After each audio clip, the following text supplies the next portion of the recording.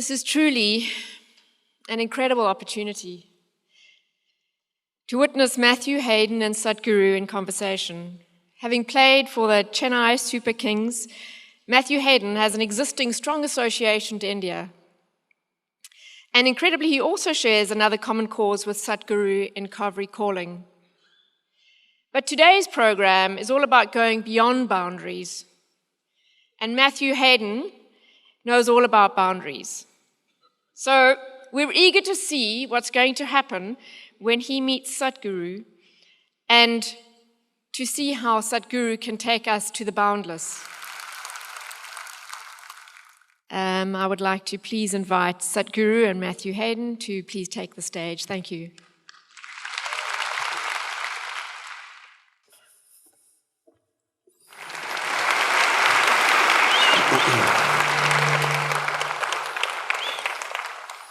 Good evening, everyone. I'll just hide this away. I've had a IT mishap straight away. IT, who would have thought? Firstly, I accept the beautiful welcome to country from the Yagra people. 60,000 years of human spirit. Goodness me, can you get a longer, more detailed story, and respect to those people always.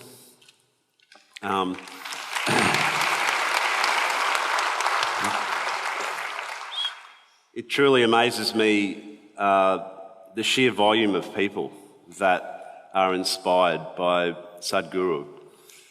I guess for Australians, we feel a very long way away from the spiritual heartlands of India. But on behalf of Australia, we welcome Thank you. you with great sincerity and with great anticipation as well for this evening, which I'm sure will not only be enlightening but will also be a great deal of fun. So on behalf of Australia and Australians, we're a very multicultural society, as you can see by the faces in the room today. The definition of Australia is the faces that we see in front of us, from India, Pakistan, Sri Lanka, England, our real sort of heritage lands, Scotland, Ireland, Wales, South Africa. We truly are represented by... You're missing the Chinese. Chinese, Japanese. Geez, we've actually... Let's not even get there, because we could list every nation on the planet that's sitting right in front of us tonight. So thank you so much for joining us tonight. Over to you.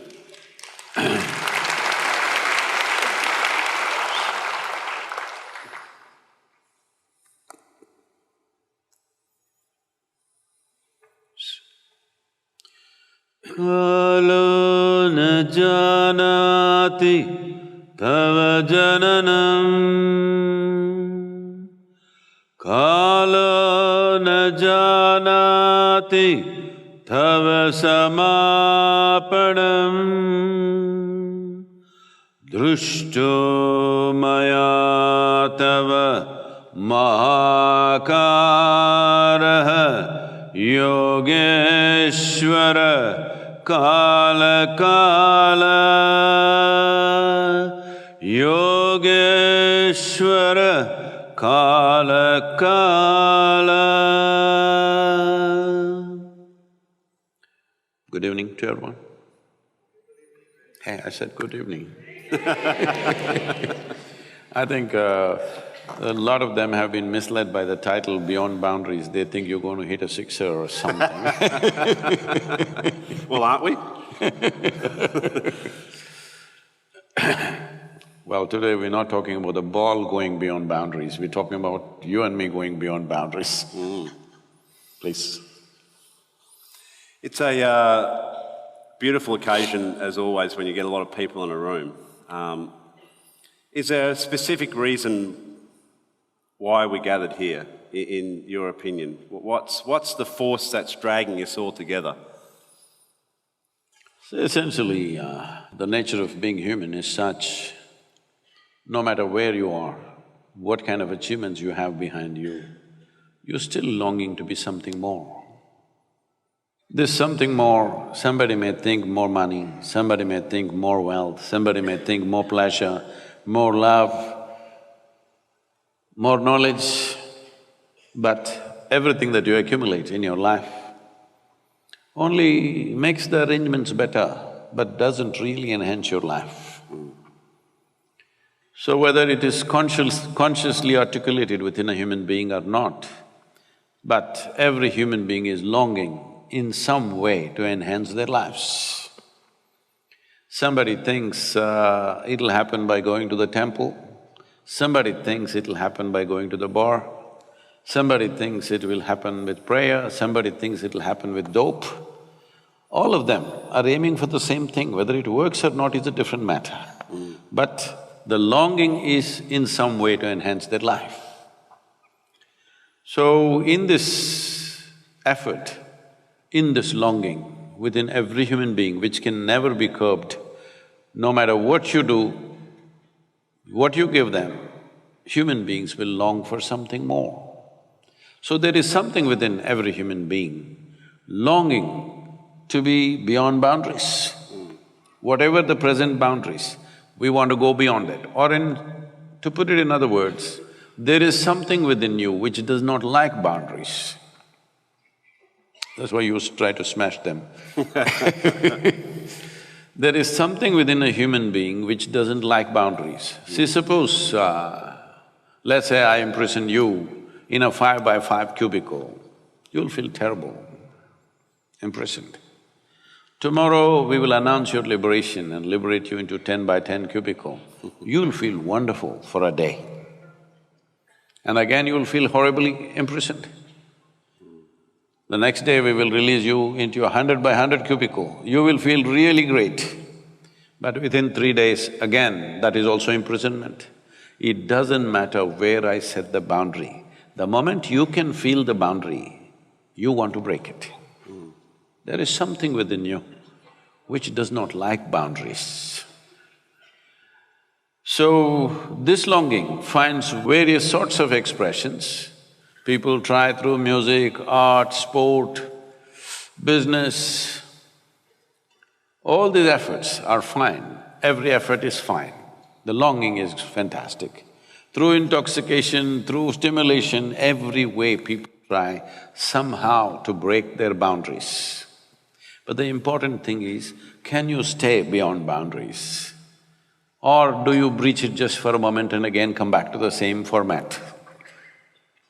So when this question comes up, this is a very… the Patanjali Yoga Sutras were written like this. It's one of the greatest documents on life, written in a very cryptic way so that scholars wouldn't get interested. That's the idea. Because once they get interested, they will write 10 different versions of the same thing. So Patanjali starts this significant document with half a sentence. The sentence is like this, and now yoga. That means you tried money, you tried wealth, you tried relationships, you tried love, you tried pleasure, you tried intoxication, you tried all kinds of things. Everything did something to you, but you know it is not settling you. And now yoga. Happy. So yoga does not mean twisting and turning. Yoga means union.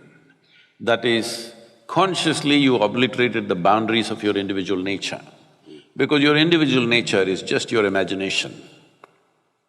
As you sit here, your boundaries of your body and your mind are just your making. Right now, constantly you're breathing. It is happening in many different levels, but in a most fundamental way, you're breathing. If you close your mouth and hold your nose, you understand you cannot live within your boundary. You have to breach the boundary every moment, otherwise you cannot exist. This is not just in the level of your respiration. Every cell in the body, every atom in the body is in some kind of transaction. If you stop it, you cease to exist. So your very existence is not within the boundaries, but within your psychological framework, you have this sense of, this is me. This is because, see, this solar system, the very solar system in which we are, is a tiny speck in this cosmos. In that tiny speck, planet Earth is a microspeck. In that microspeck, Brisbane is a super microspeck. In that, you are a big man. That's not a small problem. And in the middle of nowhere, we don't know where this cosmos begins, where it ends. Here we are, sitting on this little mud ball and talking all this stuff. Yes, and we think we are doing it. That's the most incredible thing.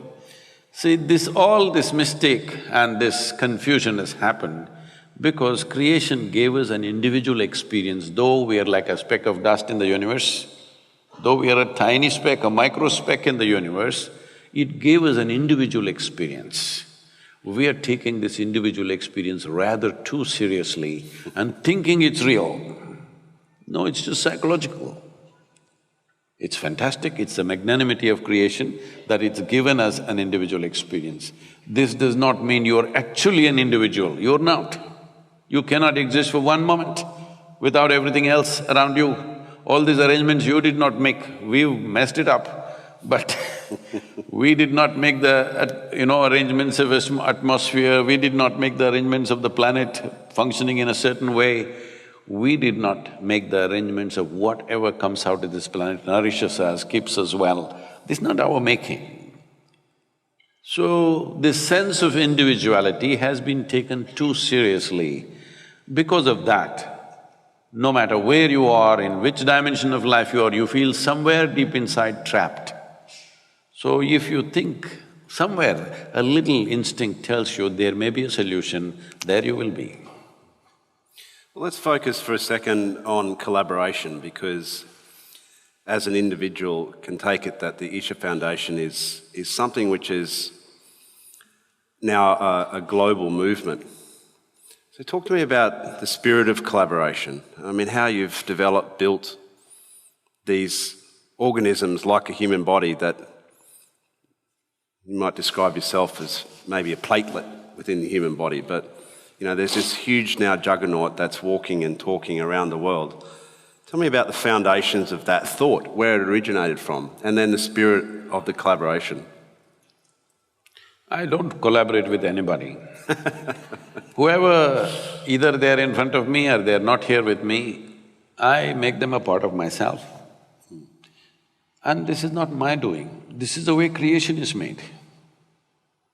See, you may not be able to stand the person who is sitting next to you, but what they exhale, you're inhaling without any problem, isn't it? I'm saying essentially your existence is inclusive. Only your mind is exclusive. I made my mind just the way my life is, so it's inclusive. So I don't think in terms of collaborating or confronting anybody. I'm just inclusive. Whether they like it or not, I make them a part of my life, that's all. I don't seek other people's permission to make them a part of my life, I just make them a part of my life. Because I don't need their permission for this. Hello? So out of this, things happen in many different ways, the various activities. Essentially, the fundamental activity is to raise human consciousness in the sense, see, right now, our sense of who I am is only because too much identity with physical self. Your physical body is an accumulation, isn't it so? Hello? Hello? Slowly, you came like this, just this much. Now you became this much just by eating, isn't it? Hello? What you have eaten is just a piece of this planet. If you get it from me now, it'll be good. Otherwise, one day you will get it from the maggots anyway. It is good then also, because for most people that's the only eco-friendly thing they do. But if you get it now, you could transform your life if you understand the soil that you walk upon, the air that you breathe, the water that you drink, everything around you is actually you, happening. Yes or no? Yesterday what was you is not you today. What is not you today could be you tomorrow, isn't it? What was soil yesterday, Today became food, tomorrow becomes your body, isn't it? So what you call as my body is just an accumulation. Whatever we accumulate, we can claim it is ours. But you cannot say it's me. See, right now I can say this is my vessel. If I say this is me, you know I've lost it. Hello? But this is what you're doing every day. Food appears on your plate, you say this is my food, you eat it and you say this is me. So, consciousness means just this. If your physical body is dominant, you think, feel, act in a certain way because physical body is always about boundaries. I'm sorry, my physical body is right now leaking a little bit. I need to blow my nose. Translated, Sadhguru, he had a game of golf, he didn't wear enough clothes and he got cold and now he's got a cold. See, he is human. I thought I was playing in Chennai. I once played in Chennai and I lost badly because I didn't have a glove on, and of course it's 40 degrees, well 38 degrees, and the humidity is so 100%. thick. It's just like walking through water. I don't know why there's a water crisis in Chennai because it is all around your face. Because it's all in the air. They could just they could put a tray underneath you as you moved around and catch that water, and that would be enough water to sustain you for another day. But I played this round of golf, and every time I'd try and hit the ball, the club would go further than the ball, so I thought, forget golf in Chennai. Sorry, you were saying. So, if your body is dominant, you think, feel and act in a certain way because you think through your body, or your intelligence works for the boundaries of your body. So naturally, survival instinct will be the strongest dimension of who you are. When survival instinct is strongest, you always want to build a wall around yourself. When survival instinct is strong, you want to build a wall of self-preservation. The walls of self-preservation are also walls of self-imprisonment. What looks like protection today is imprisonment tomorrow. Has it happened to you or no? In many different ways. Hello? You build a wall thinking this is protection. After 2 days you realize this is a prison you built. Of course, built by you, so you cannot easily demolish it, it takes time because so much investment has gone into it. If you identify with your psychological process, once again the boundaries may be little larger than your body, but still it is a boundary. Because all your psychological process only happens with the identities that you have taken in. Maybe your race, your religion, your nationality, your ethnicity, something. You have taken on an identity. Your psychological framework works within that. See, when it comes to body, this is my body, that's your body. Clearly, we won't get this till we are buried, that it's all the same soil. But this is my body, that's your body right now, clearly. This is my mind, that's your mind. Here and there we may overlap, but this is my mind, that's your mind. But when it comes to life, there is no such thing as my life and your life.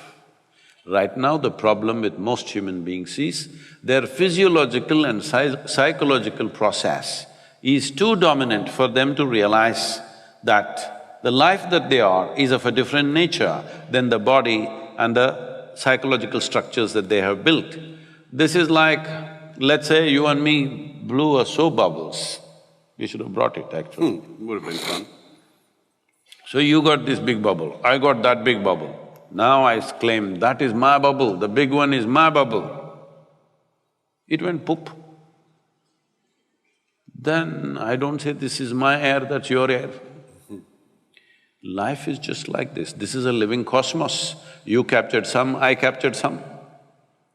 Now, the whole science of yoga is about breaching the boundaries of your psychological and physiological structure so that you imbibe more and more life. So after some time, the life that you are becomes more dominant than the body that you are, than the thought and emotion that you are. When your life becomes very significantly more than the psychological and physiological processes, if you sit here, You are a significant life, not necessarily because of what you do and do not do. You're just a significant life, simply by existence you're significant. Once it happens like this, effortlessly you can function. Every human being is doing this knowingly or unknowingly, most of the time unconsciously. Some are depleting, some are gaining. But as there is a science for external well-being, there is a whole science and technology for inner well-being where you consciously obliterate the boundaries of your physiological and psychological boundaries so that the life that you are is so highly enhanced that you are a significant life. It's not necessarily because of what you do. Simply, your presence and your existence become significant. This is something every human being must do because in body, you are not a match for other creatures. Hello? You cannot run like a cheetah, you are not as strong as an elephant, you cannot even hop like a kangaroo. You're no good, actually, physiologically. Hello? See… Speak for yourself. No, I'm saying, if you compare yourself with any other creature, what does the body do? It eats, it sleeps, it dies, reproduces and it dies one day. In all these departments, you are no good compared to other species. They eat better than you. There are insects which eat, 50 times their body weight in 24 hours. They sleep better than you, many of them sleep for 3 months, 6 months at a stretch. They reproduce better than you, they produce in hundreds, thousands, some of them in millions. For you, just to bear one child, how much fuss? They also die better than you without fuss. So physiologically, you are not a great champion, all right? Among humans, you may be… Matthew Hayden may be good, all right? Among humans, not comparable to a rhinoceros or an elephant, nothing, not even to a gorilla, he'll just smash him up.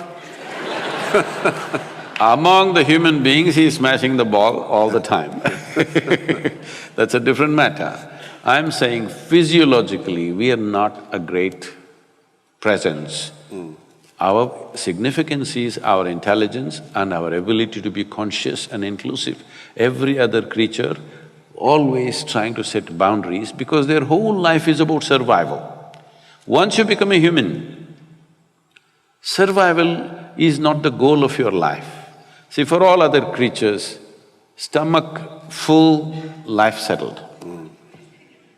For human beings, stomach empty, only one problem, food. Stomach full, 100 problems. Because what is human unfolds only after survival is taken care of. When survival is questioned, we are also just like any other creature fighting for survival. Only when survival is taken care of, other dimensions of being human come into play. So human life is not about survival. Physical survival is not the end goal of who we are. We are longing to be something more. How much more do you think would settle you? Hello? How much more would settle you? If I make you the king of this planet or queen of this planet, would you settle? No? What do you want? Okay, the solar system? No? If I give you one galaxy, you will want the next galaxy. This is the nature of being human. Doesn't matter where the boundary is. The moment I see the boundary, I want to break it. So there is something within you longing to become boundless. If you do not find expression to this, do not matter what you have, you remain somehow unfulfilled. So this is what yoga means, that you breach the boundaries of your physiological and psychological nature, that if you sit here, you're a complete human being within yourself. Tell me this then, if our strength is only in our intelligence, why are we making such dismal decisions as a humanity? Why can we honestly say that history does repeat itself? And we're talking about all sorts of global atrocities. If we're so intelligent, if that is our strength, which I agree 100% with you on, the fact is that we've got boundaries in terms of our physicality, acknowledge that for sure. See, you know Charles Darwin? You have a city called Darwin, I think, right? Named after him. He said a goat could have become a giraffe in so many million years. A pig could have become an elephant in many more million years. But a monkey became a man rather too quickly. Yes, so quickly that anthropologists believe that there is a missing link somewhere. Today, modern genetic scientists are saying the difference between a chimpanzee and you is in terms of DNA. The DNA difference between you and a chimpanzee is 1.23%. 1.23% is not much of a difference, isn't it? So physiologically, that's how close you are to a chimpanzee. But in terms of your intelligence and consciousness, you're worlds apart from a chimpanzee.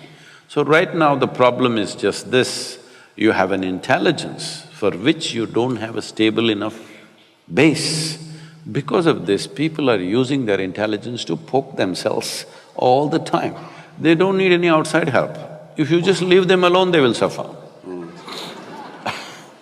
So they may call it stress, they will call it tension, they will call it misery, they will call it madness, they will call it so many things. Essentially, it's about your intelligence turning against yourself. So, nature has endowed you with an intelligence, with a phenomenal capability. Anything which is a great possibility, if you don't take charge of it, it will become a huge problem. Right now, human intelligence has become a massive problem because most people have not taken charge of it for their well-being and everybody's well-being. They're using it to hurt themselves. Once you use it to hurt yourself, knowingly or unknowingly, you will also hurt everything around you. If you are suffering, you must understand this. It is not because of any situation around you, you're simply suffering because you do not know how to handle your own intelligence. That is the problem that you're seeing on the planet. Expectation, we were talking about it before we came on stage in a cricket context. T20 cricket is, something that people love. They love the sixes, they love the fours. But using that metaphorically, converting that into conversation around humanity, is there a false expectation? Is that's what also setting up humanity for both the positive aspects but also, those pitfalls within that expectation? Or is it as simple as just keeping it to the moment? Because as an athlete, I lived and died by the moment. If I was out of the moment, then I was like you holding that cobra up. I was 1 second away from being out of play. Oh, you went only to the pavilion. If you don't handle the cobra right, you go… All the way. To where? Where do you go? See, now you're getting somewhere, huh? What you saw, that's a king cobra. Well, he has enough venom to kill an elephant. If he bites you in the limbs, you may have anywhere between 40 to 90 minutes. If he bites you in the body, you have 6 to 8 minutes. But he won't bite me. See, I'm not holding him by his head, just holding him like this. He can… at his will, he can turn back and bite, but he won't bite because his venom is precious to him. It's very precious to him. Venom is among the highest or the most intense forms of protein on the planet. To manufacture that, he has to work hard. He's not going to just waste it on me. Unless I look like a threat to him. If I have to look like a threat to him, he's not judging by his vision, he's reading my chemistry. If he sees a little bit of agitation in my chemistry, he will go for me for sure. Otherwise, he will not go for me. So if we want to know you're really peaceful or not, all the cricketers must be put, all the batsmen, whether they're really peaceful or not, we can put them through a cobra test.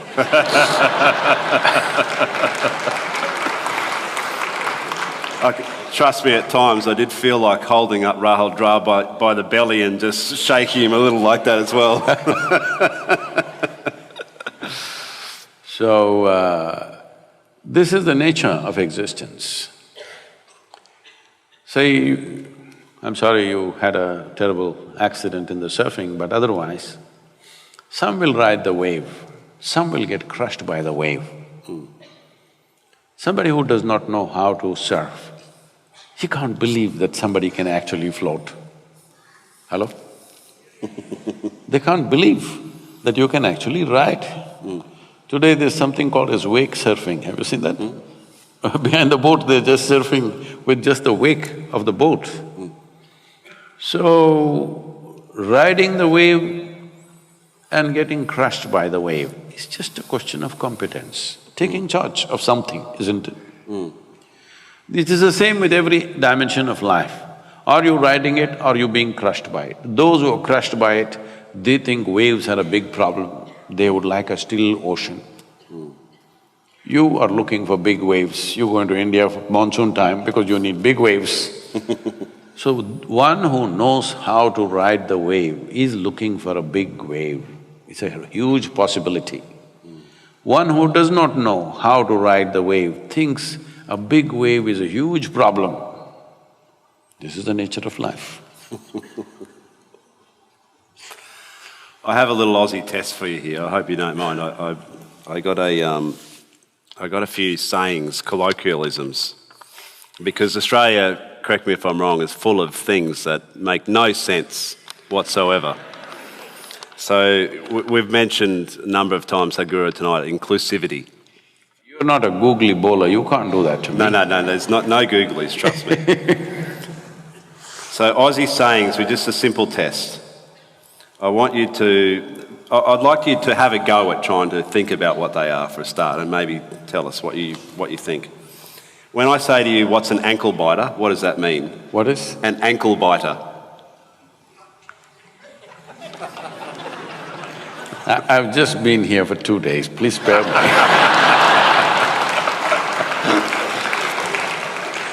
You can have your own back, by the way. You can have your own back. Okay, if I say, you should be able to get this one, even if you've been here for 2 days. My expectations, dangerous as they are high. I know what's a footy, is that good enough to be an Aussie? Good. That's a tick. Fair dinkum. What's fair dinkum mean?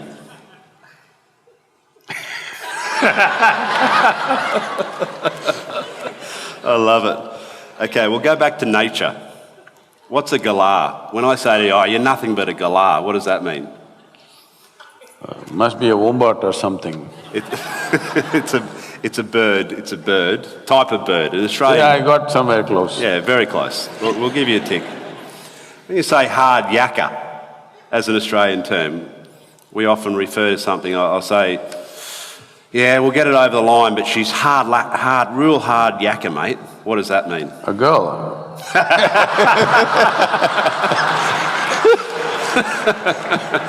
No, that's more like gnarly. That's a surfing expression, gnarly. Just for fairness, I'll just go one more. See, you're also reading from the book, you're also not an Aussie then. That's true. I just wanted to get it right, that's all. This is something that we're doing right now. There's a tip. If I say to you, Sadhguru, we're just up here on the stage, we're just going to chew the fat for a while, what does that mean? Chew the fat? Chew the fat for a while. That means maybe, like other people say, the meat on the bone, like that? Means we're talking. Means we're talking. The reason why I brought that up was that when I'm commentating over in India, sometimes I'll just get this, my fellow commentators will give me this strange look after I've said something. Let's chew some fat. All that those sort of comments, and they look at me, and after we get off air, they go, "Hey, Dos, what the hell did that mean?" And you forget that we are a language, especially where you are now, Sadhguru, in Queensland. We speak a tongue that's English, but it's not really. And trust me, I've been kind on you. There's some horrific ones as well. Tell me, you also mentioned that your first visit here, you tripped across Australia, and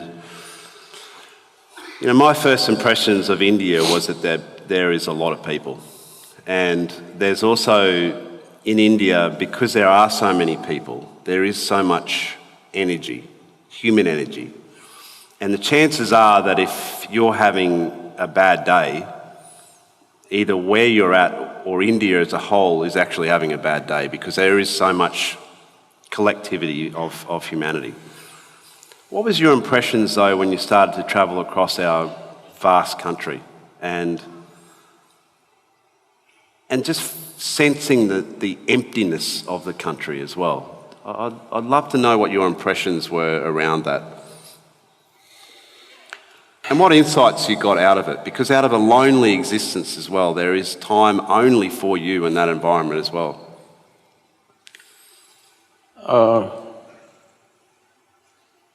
Personally, I've spent a lot of time by myself in the jungles of southern India, in the Himalayas. Now every year I spend time in Tibet. These days it's very difficult for me to be alone. People are all the time. And do you like that? Is that something that you now seek, that time alone, or I'm at my best when I'm alone. Ah. And why is that? Why do you think that is? Because I don't mess with myself. People sit by themselves and mess with themselves and make a mess out of themselves. If they stay alone, they'll go crazy, a whole lot of people. If one enjoys being alone, it means they are definitely better organized psychologically, emotionally, far better organized than others. One of the important processes of spiritual sadhana we give, the tools that we offer, is always to go into silence. People go into silence. From 3 days to 3 years, 4 years like this, people go on silence, not saying a word to anybody. Well, in today's world where if they're having breakfast, they must take a picture of the breakfast, I'm having breakfast, if I'm going to the toilet, I'm going to the toilet. And when this is the world, to just shut up and sit in one place takes a lot. Initially it looks like a struggle, but once you really taste what it is, you can't be without it. You just can't be without it. So it's like this. If I shut myself up once in a way from everything around me, because otherwise I'm 7 days of the week, 365 days, 22 hours a day, I'm on. So, if I shut myself, I don't read anything, I don't watch television, I don't use the phone, I don't even look out of the window. Because there is a phenomena of life within you which is far bigger than all the entertainment you have. Because most people are only living with their psychological drama of their own thought and emotion, they get bored, they want to do something else, they want interaction. But if you engage with the basic phenomena that you are you alive? I'm just asking. Hello? No, please look at this. Please look at this in 24 hours' time. How many moments are you really live? Most of the time you're just a bundle of thoughts, emotions, ideas, opinions, ideologies, prejudices, something other than life. If I just sit there, 4 or 5 days, I don't have a single thought in my mind, I simply sit. They are the best times. If I do that once, next few years, non-stop, no vacation, no holiday, no weekly holiday, no nothing, we just go on and on and on. Because once you touch the source of your life, the way the surface functions is almost… people around me think I'm superhuman. No, this is not about being superhuman. This is about realizing being human is super.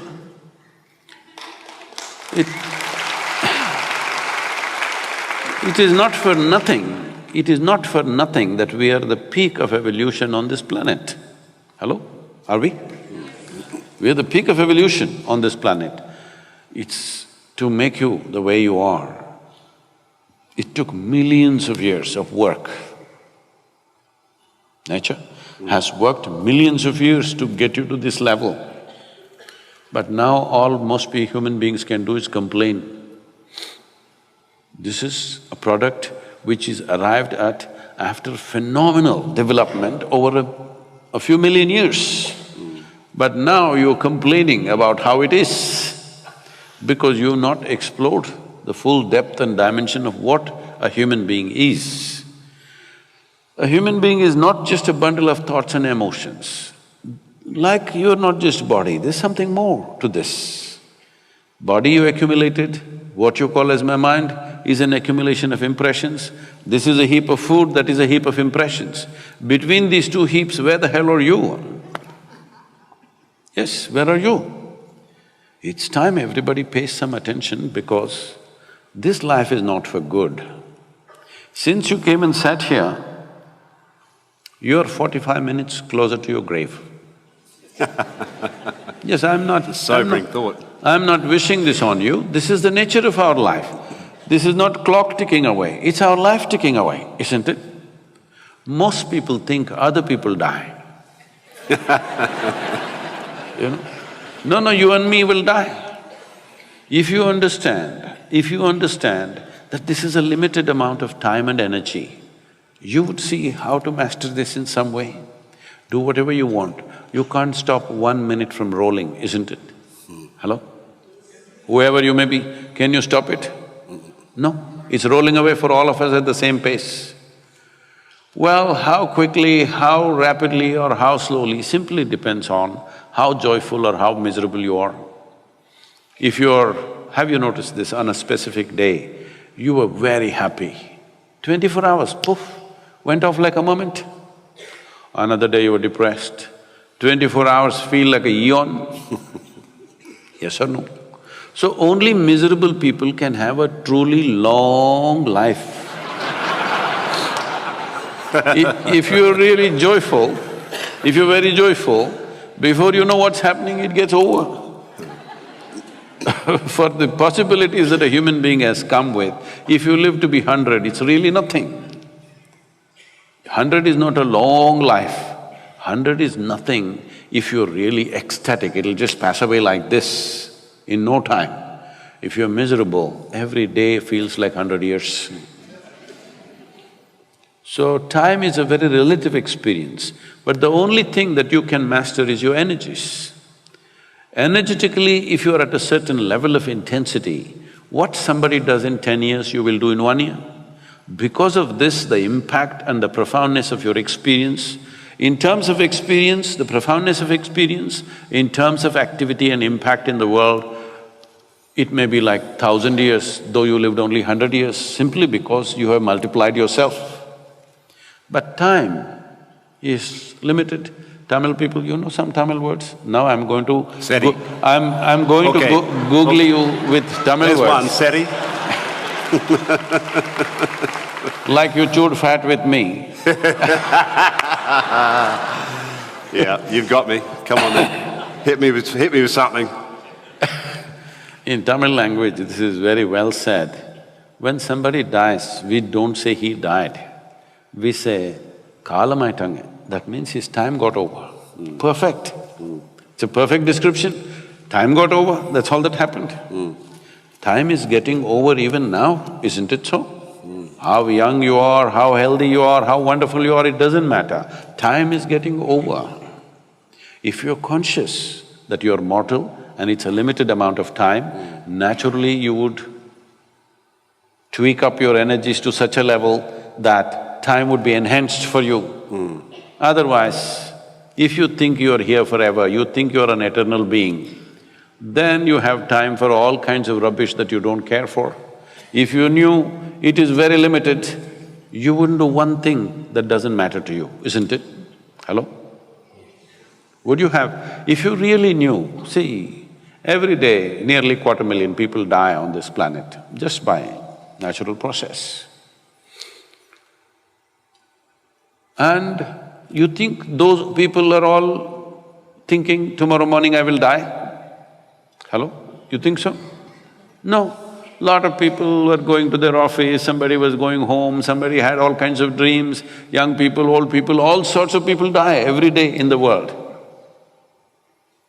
If you knew that it is possible, it's not my wish, I'll bless you with a long life, but it's possible, tomorrow morning you and me could be dead, isn't it? Hello? Possible or no? It's not our wish, possible or no? If you know it is possible, that it is possible tomorrow morning I could be dead, would you have time to quarrel with somebody? Would you have time to bicker with someone else, do some nonsense that doesn't matter to you? You would do only what truly matters to you. If every moment of your life, if you're doing what really matters to you, you will live a wonderful life. Beautifully said. So you can assume that with that philosophy, you're extremely cause-driven. And, you know, the Isha Foundation is obviously a huge vehicle for you to express that. But I want to talk specifically about water and what your vision for the conservation of water and some of the things that you're doing, proactively doing, within the causes. And that relationship as well with in particular, your heartlands of Tamil Nadu and also Karnataka. Say I grew up in Karnataka around Kaveri River. About 4.5 years, every day I swam in Kaveri River. When I was somewhere between 14 to 18, 19, at that time, almost every day I swam in Kaveri River. Once I floated down Kaveri for 13 days on 4 truck tubes and a few bamboos. I lived off the river. In my experience, the river was not some kind of a resource or water source or something. In my experience, she was a life much larger than me. People like you and me come and go, but this river has flown for 1,000,000 years. But today we have brought her down to her knees in such a way that the river's survival is a big question mark. This is not just for one river, this has happened across the country. Just to give some kind of a picture for people here, they may not be conscious of this. See, we must understand this, in India, this is a tropical country. That means river is not the source of water, it is only a destination for water. River, pond, lake, well, these are not sources of water, these are destinations for water. There is only one source called monsoon. Monsoon rain is the only source. It gathers in the land in various forms. If it is flowing, we call it a river, if it is stagnant, we call it a lake, if it goes inside, we call it a well. But essentially, it is all rainwater. Only 4% of Indian river water is glacial water in the north. In that 4%, nearly 3% of it flows out of the country very quickly in the form of Satluj and Indus. Very little comes to Ganga. For example, Ganga. Ganga is 25% of India's geography, 33% of India's agriculture, but has depleted over 37% because we have removed 92% of green cover in the Ganga basin in the last 65 years. 92%. What is the plan? Narmada has depleted over 60%, Godavari has depleted over 40%, Krishna has depleted over 70%. Almost 7 months of the year it's almost dry throughout. Kaveri has depleted, according to studies, 40 to 44%. But in my personal experience, see, they are studying this like this. The entire year's water flow so many million liters or trillion liters, and compared to how it was 50 years ago, now it's gone down 40%. But leave the monsoon time, at that time there is water. Let's say you take September, October. In the month of October, if you go and see Kaveri, how it is today, is only 25 to 30% of what it was when I was 10 years old. This has happened because we have removed 87% of the green cover. Simply, rampantly, one thing is agriculture. I remember this very well 40 years ago when I was living on a farm. At that time, it was very common for every farmer to have at least a few trees on his land.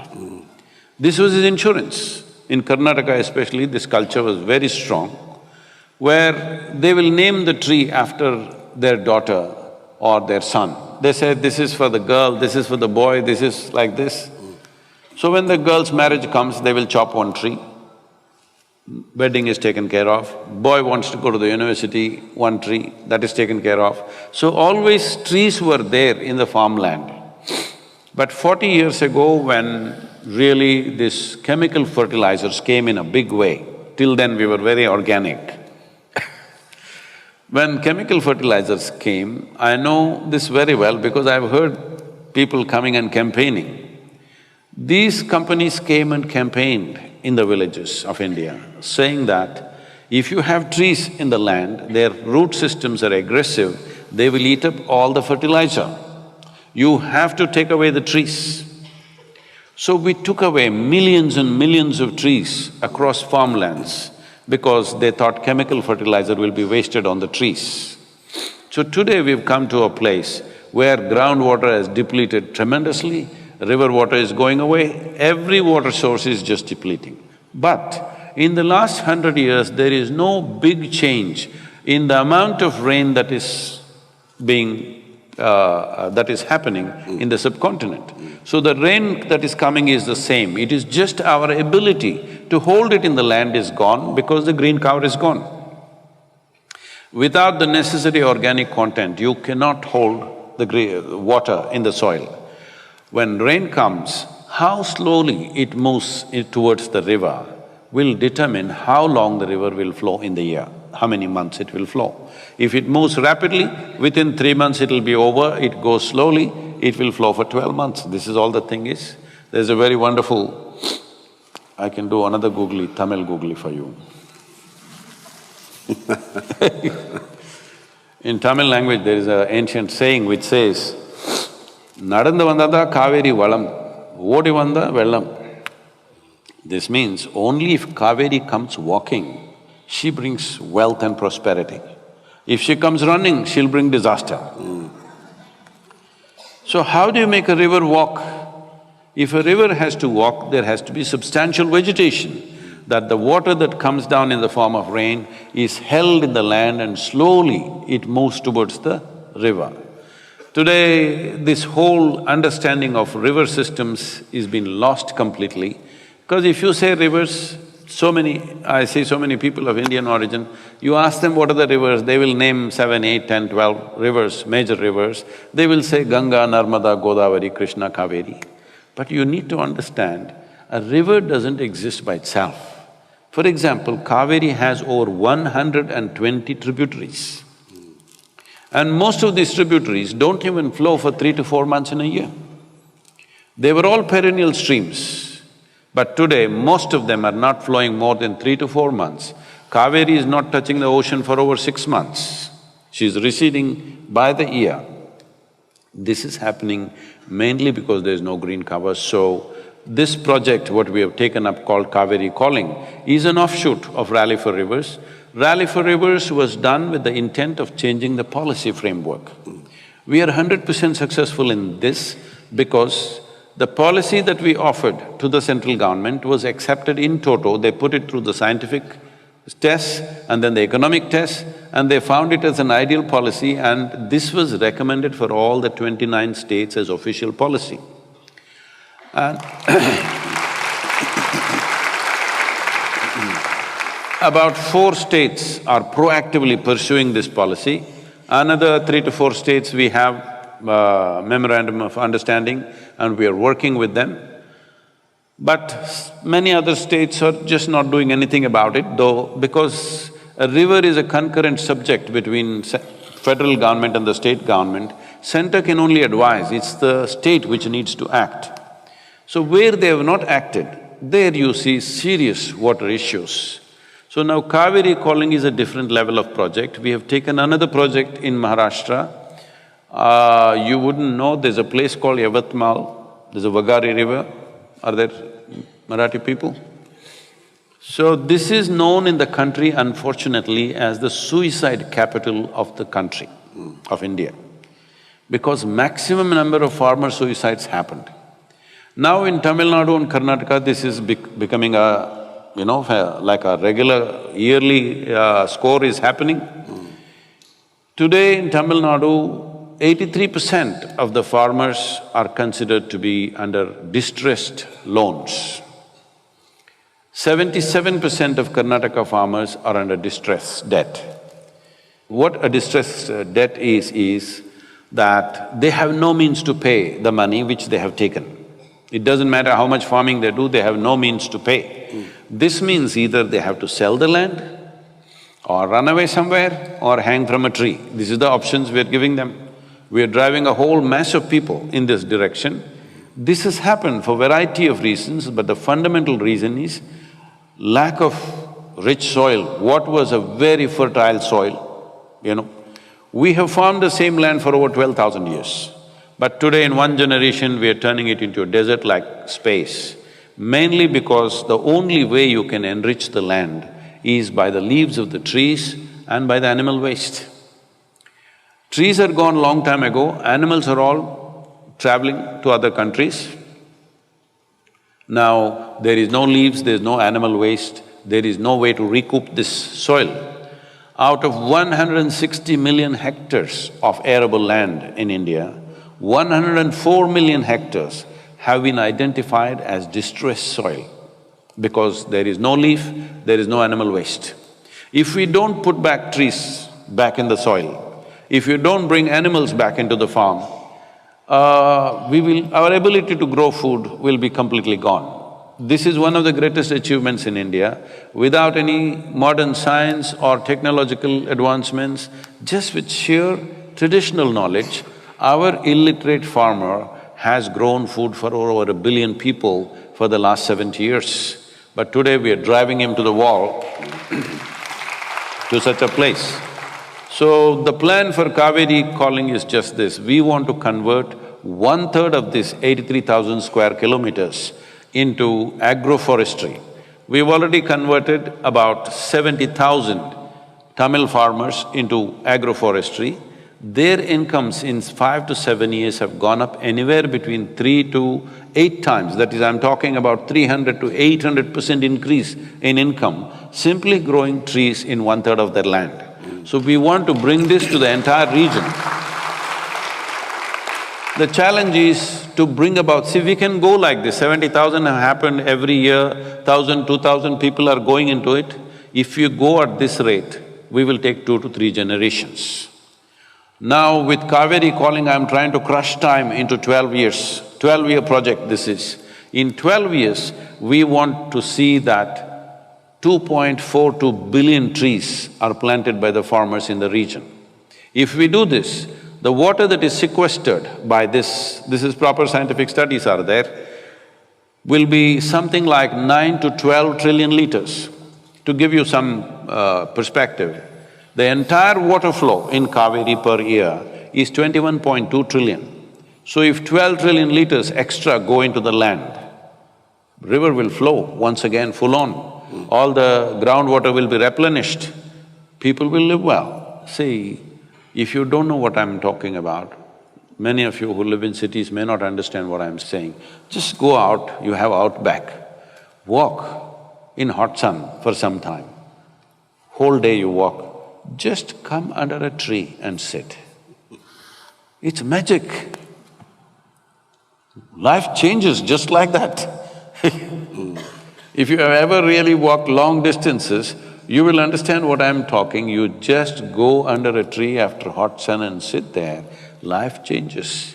This life-changing, wealth that we always had, the entire region was tropical forest.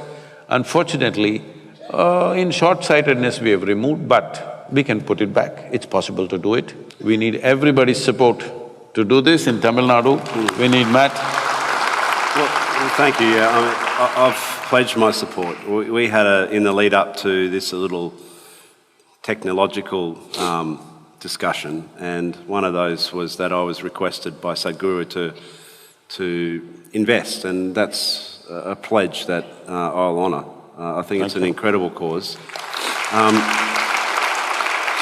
I also had a little bit of fun with other heavy influences in India, Anand Mahindra in particular, and he requested a question. Anand Mahindra, for those that don't know, is in control of the largest auto and agribusiness in the world. And as a business, they're very conscious on water, being water neutral, which is fantastic for such an influential individual. But he asked me not so much on policy and not so much on company. He asked from an individual's perspective what one can be doing, because at those discussions, I'm sure everyone living in Australia will understand this, are very similar discussions as to how it is that we need to take control of our resource and almost in many ways elevate it above a political cycle of 4 years and put it on a national agenda, because we are, in as dire straits as what any other country is. Now, I love to cook, and I know one thing about rice. I'm a good cook. Well, we can have a cook-off. We should have. Not a competition, just an enrichment, Yes. an enrichment experience. Yes. Now, one of the processes of cooking rice, unless you want extremely sticky rice, is to wash the heck out of it to ensure those starches come out. But my question is from Anand, and I'd ask you as well to share, what, on an individual level, can we do about water wastage? See, because the urban populations always have access to media, social media, they dominate everything. But they are not the majority of the population. I'm saying this because it's like this. Most people who have seen, older generation of people who have seen Indian movies, they will see the village women are carrying a pot and walking to the river or lake and walking, and there the hero goes and romances them, they sing a song, everything. But for the actor, she's carrying an empty pot. The real woman is carrying 15 kilograms on her head. Yes, there is no romance there, she cannot open her mouth and sing. What I'm saying is, the crisis has been long coming.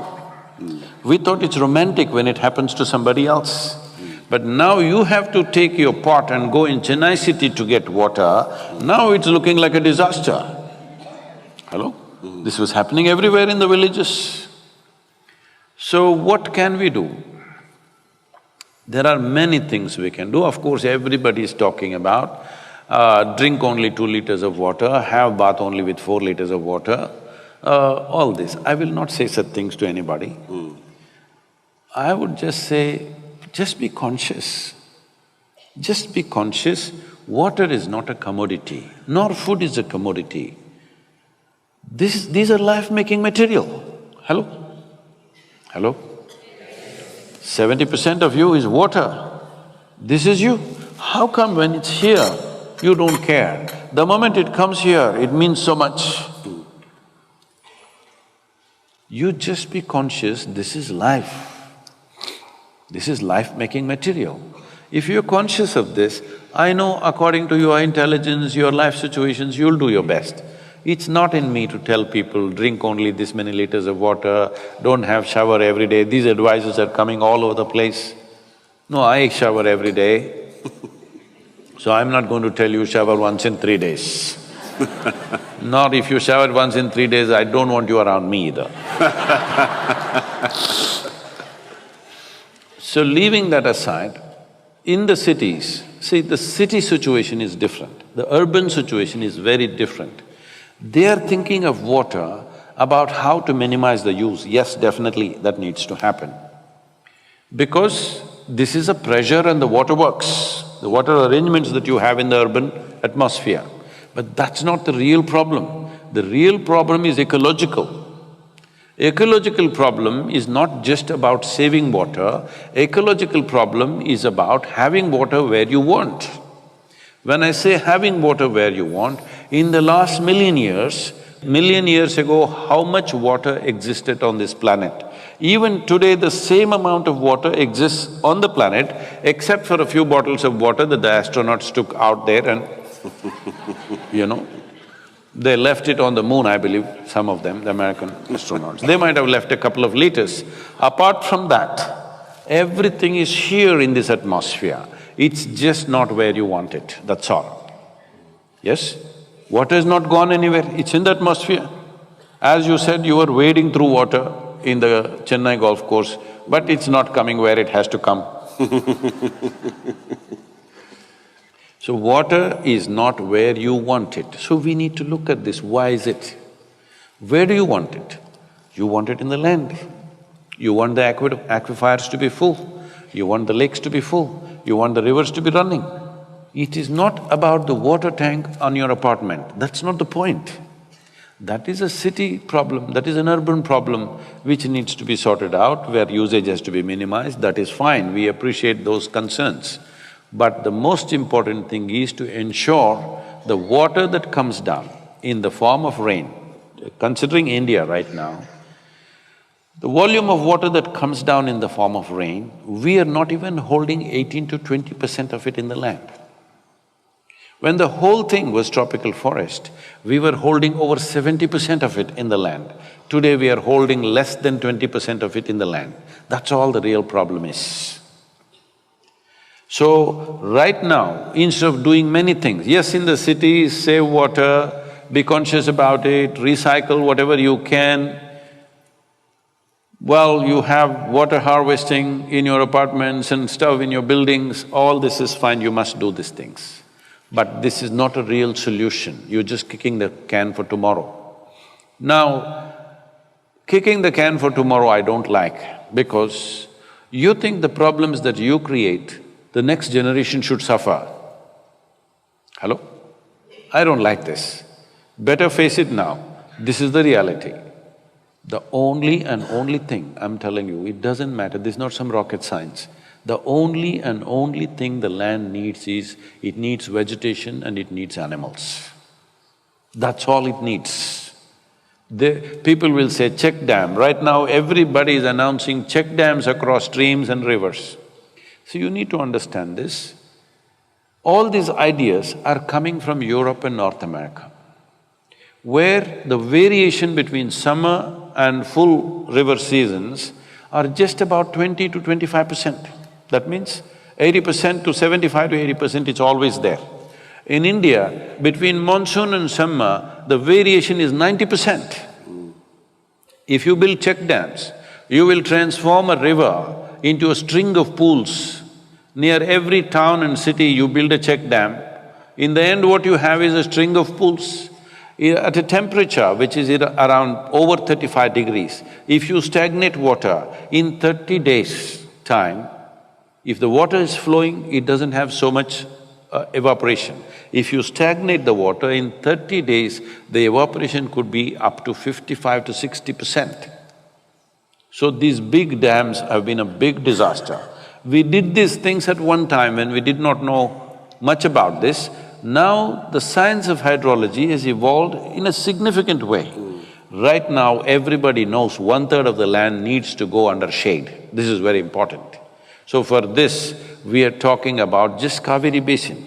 Kaveri Basin as a demo that this can be done. If there is determination in the people, this can be done.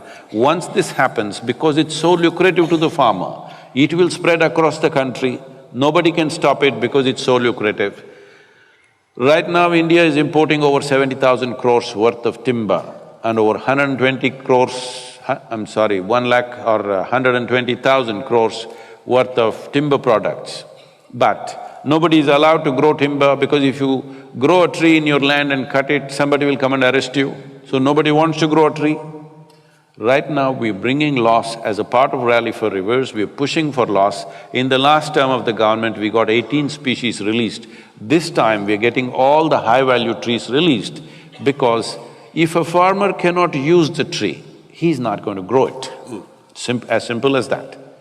So we're talking about whatever he grows, he can cut it and use it whichever way he wants. Only then he is going to grow trees in a massive way across the country because it's economically lucrative. It's an economic plan for him, but has ecological significance. So right now, if everybody focuses on this one thing, I don't know how it converts to Australian dollar. You should know, you're visiting Chennai. It always confuses me, lakhs and… It costs just 42 rupees to raise a sapling and give it to a farmer. We are asking for the governments to give some incentives so that they can switch over for the first 3 to 4 years to give an incentive. This will make a huge difference both for the farmer and the land. 42 rupees per sapling, that's what it costs. But I want you to understand, we need to plant 2.42 billion trees. That is the number of saplings. First 4 years, we want to raise 730 million saplings. For this, preparations are going on all across the Kaveri basin right now. We have 33 nurseries in Tamil Nadu. The Karnataka nurseries are being built up just now.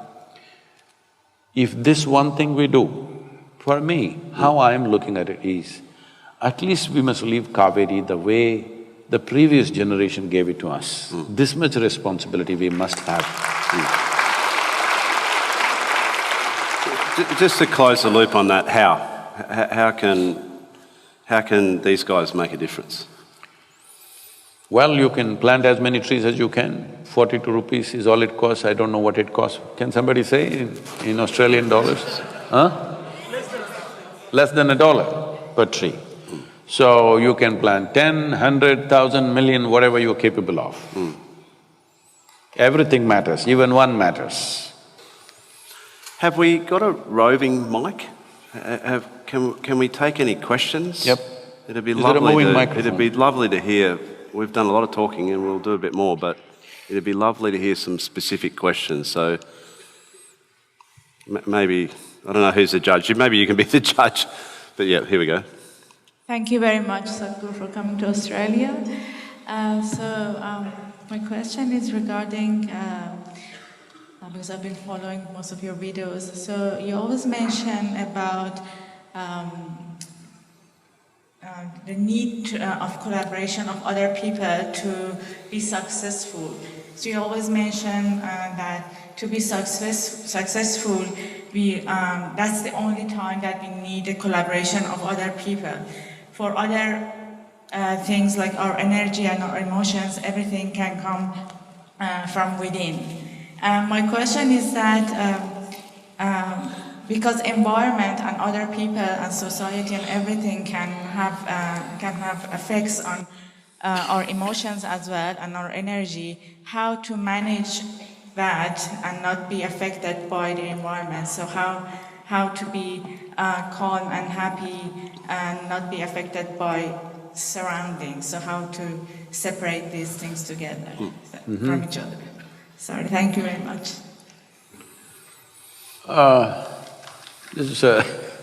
Very often people come to me and say, Sadhguru, I can't stand my mother-in-law, she's impossible. My husband, after all, her son. My wife, she's terrible. My boss, unbearable. Like this. Then I tell them, you come to the yoga center. Your mother-in-law, husband, wife, boss, nobody will come here, just you. We'll give you a nice place to stay, good food to eat. You don't have to do anything. Just stay in your room, we supply food for you, you just live there. Only thing is, I will make random checks on you. When I check, you must be joyful. If you're miserable, I don't believe in feeding misery, we'll stop feeding you. Just 24 hours you keep them in one place, in how many ways they twist themselves out. Unbelievable.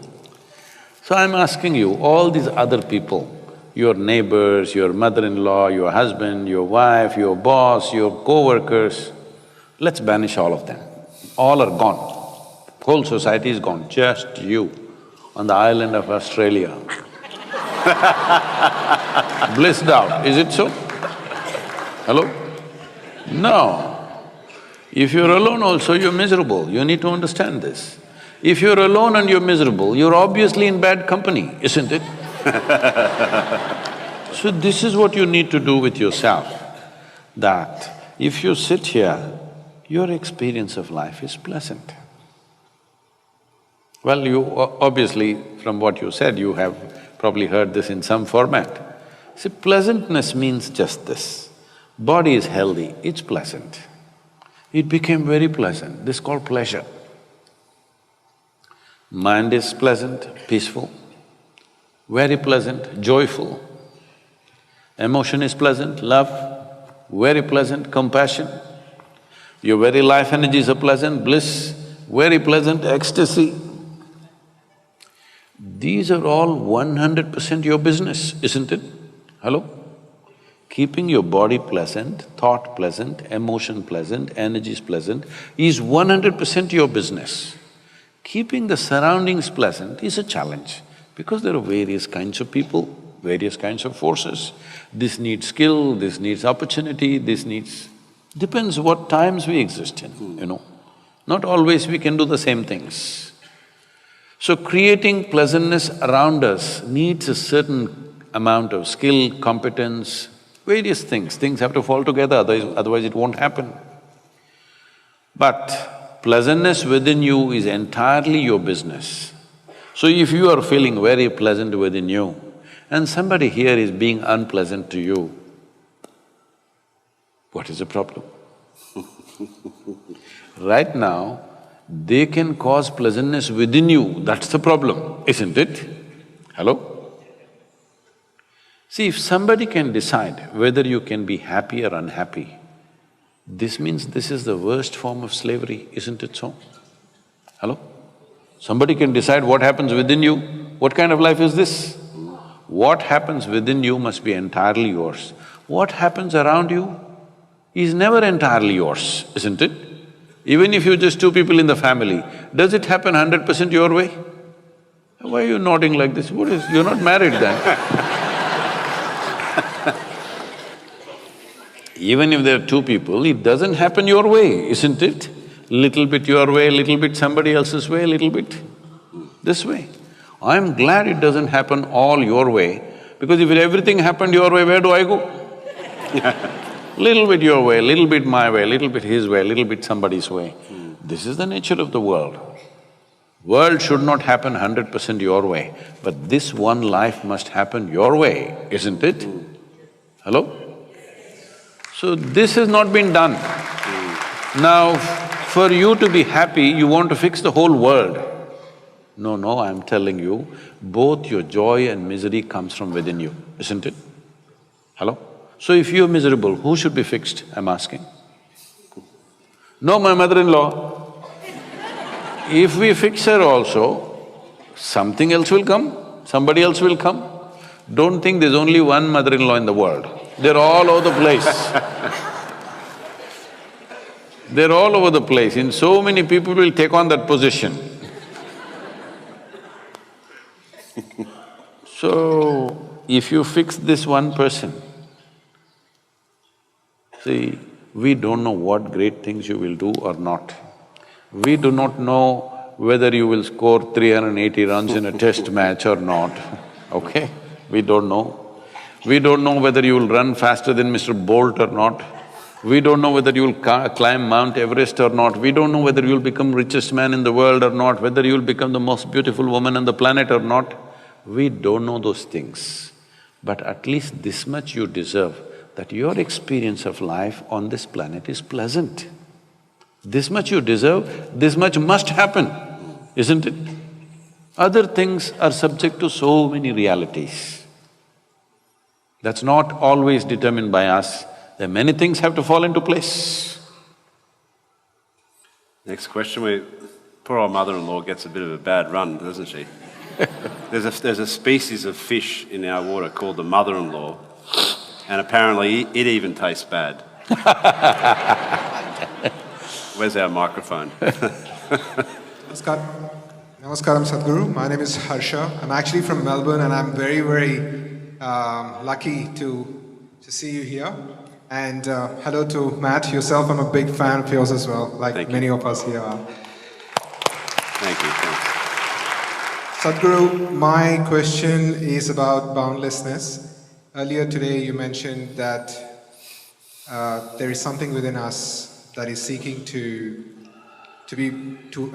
express in different ways, and it comes as different forms.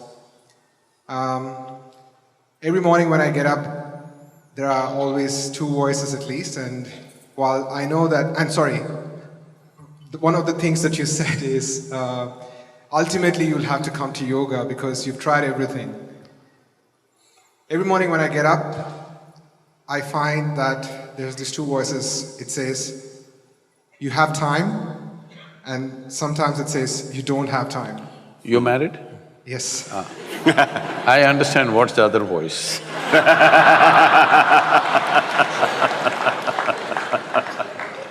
So Sadhguru, I think my question to you after knowing you for a bit, and also we were talking about life sort of continuing in death and so on and so forth. The question, I suppose, is, well, how much time do we really have? I mean, and of course, why it's not there in my experience? Because every morning when I still get up, I'm like, yep, I've got time. I can get to yoga one day or the other, and still be able to make it. But the reality seems to me that there is not much time. See, first and foremost thing that you need to understand is you're an individual. An individual means you're not further divisible. This is it, this is one unit. In this body, there's one person or two people? Hello? Don't look at your wife and say that, you tell me it's okay. One or two? Only one. If you're feeling two, this means you're either schizophrenic or you're possessed. You need either a psychiatrist or an exorcist. Don't do that to yourself. Don't do this two-voice business, because initially it looks like good entertainment. After some time, if it takes on, it's very painful. Mental illnesses are not fun. Everybody plays with it. See, when you get angry with somebody and what you want happened, what do you tell your friend? I got mad with him and he did what I wanted. Well, you got mad temporarily and you came back. Suppose you couldn't come back. It'll happen one day if you keep crossing the line too often, because the line between sanity and insanity is very thin. If you cross it, one day if you're not able to come back. See, between health and ill health, is it very thin, the line? Any moment, things can happen to us. Either from outside or inside, something can happen. Similarly, the line between sanity and insanity is very thin. Most people don't realize this, how thin it is. Don't walk on that line, keep away from that line. Stay on the sanity side. It's very important that you don't get mad temporarily at somebody because you crossed, and if you can't come back, what do? Then you're gone, isn't it? So two voices are not good. There's only one person here. Only one, right? Only one inside. This is an individual. You cannot further divide this. The moment you divide this, you're asking for ill health of some kind. Don't do that. Now, how much time do I have? Well, one voice is saying you got time. So eliminate the other one, you don't have time. So this is not about fun, but I want you to understand this. It's like this, If you… Can I tell you a story? Okay? Because you think this is a serious question. I want you to just understand this one thing. Why a whole lot of human beings have become a mess is they've taken themselves too seriously. They don't understand. Before they came here, countless number of people lived on this planet and no sign of them, they're all topsoil now. And this one also will be topsoil. You're just a small pop-up. Hello? You're just a small pop-up and you'll pop out. But you are taking yourself too seriously. Believe me, if the whole solar system evaporates tomorrow morning, it is not even mist in the universe, that's how big it is. And that's how small we are. So don't take yourself too seriously. Yes, this life is important for us. Why? Because every life is seeing how to find its full potential. For that it's important. Not thinking something big of you is there in this world, nothing like that. See, if there were dinosaurs in Australia, they would treat you just like ants, isn't it? Suppose you're walking on the street, a colony of ants are going, you just step on it and go. One guy is dead, one guy is half dead, one guy is cut into half. You don't care because they're just ants. So if they were bigger animals than you, they would treat you the same way. They wouldn't even eat the whole of you. They wouldn't even treat you with any dignity. They would just eat one part and throw the other part and go on. Like how you waste food, they would also do it. So much population. Now if the dinosaur comes, he has a feast isn't it? So do not take yourself so seriously. This is the biggest problem, that you've taken yourself too seriously. You're just a small pop-up. The important thing is just this, it is the generosity of creation that it's given you an individual experience. Do not misunderstand that. Do not misunderstand this is to make you significant. This is just to understand life is significant, that's all. You just a bubble. You just a bubble, it'll pop anytime. Well, it may last 100 years. 100 years is nothing in the world. Hello? You may think 100 years I lived long and I did so many things. Nothing. Many idiots on this planet thought like you and me. They thought they are very important too. Alexander the Greats have come, where are they? So they were telling me about, I was in Greece and they were saying, Alexander went to India. I said, don't worry. He came to India all right, but an Indian mosquito, that too a female. Go on, the emperor. He died of malaria. So do not underestimate a small mosquito, it can kill you. See, we've found something worse than a mother-in-law then, haven't we? No, that there is a thing about… Why are we going against mother-in-laws? Well, I don't know. We need to move on. Yeah. Between in-laws and outlaws, outlaws are wanted.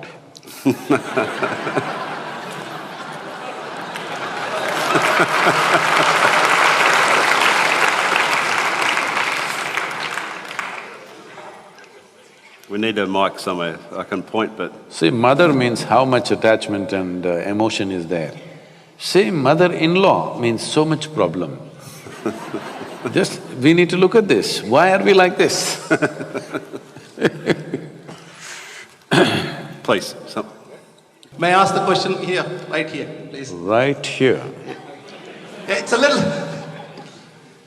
Sadhguruji, thank you very much for your enlightening, speech this evening. Thanks, Matthew.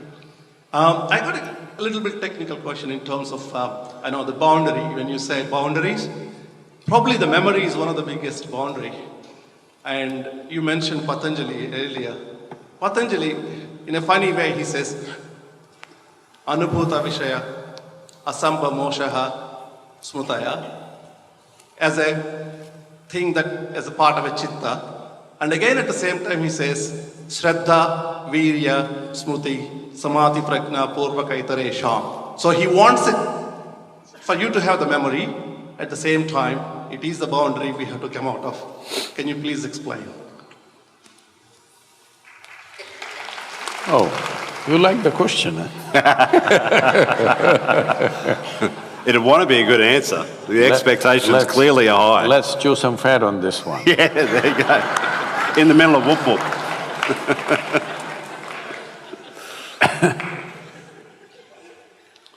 See, you are who you are only because of memory. There's conscious memory, there is unconscious memory, articulate and inarticulate levels of memory, there is genetic memory, there is evolutionary memory, there is elemental memory, atomic memory, everything is built into this. Muscle memory. Muscle memory. Oh, that is what I said, inarticulate memory, it is there. Your entire head to toe is just memory. You don't remember consciously how your great-great-great-grandfather or grandmother looked 10 generations ago, but his or her nose is sitting on your face right now, it's not forgotten for a moment. Hello? It even remembers the skin tone, how your forefathers were 1,000,000 years ago, still remembers everything, isn't it? So your structure is like this because of memory. Your body is memory. Every cell in your body has more memory than your brains has, 1,000,000 times more actually. So this, what you call as me is just memory. If you lose your memory, you don't know who you are, isn't it? And the only thing that most people are suffering is their memory. See, it's only the human beings who have such a vivid sense of conscious memory. Even a grasshopper has memory, but conscious memory is very little in him. But you have a vivid sense of conscious memory. Because of this, life and life's experience is rich. Of course, today all the memory is on your phone.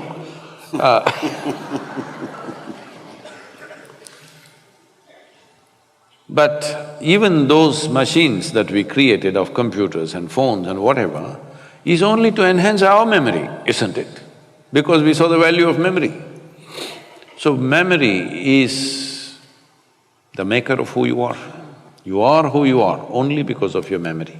If there's no memory, right now if your memory goes away, you don't know who is your mother, who is your father, who is your husband, who is your wife, who is your children, where you belong, your nation, your race, religion, nothing.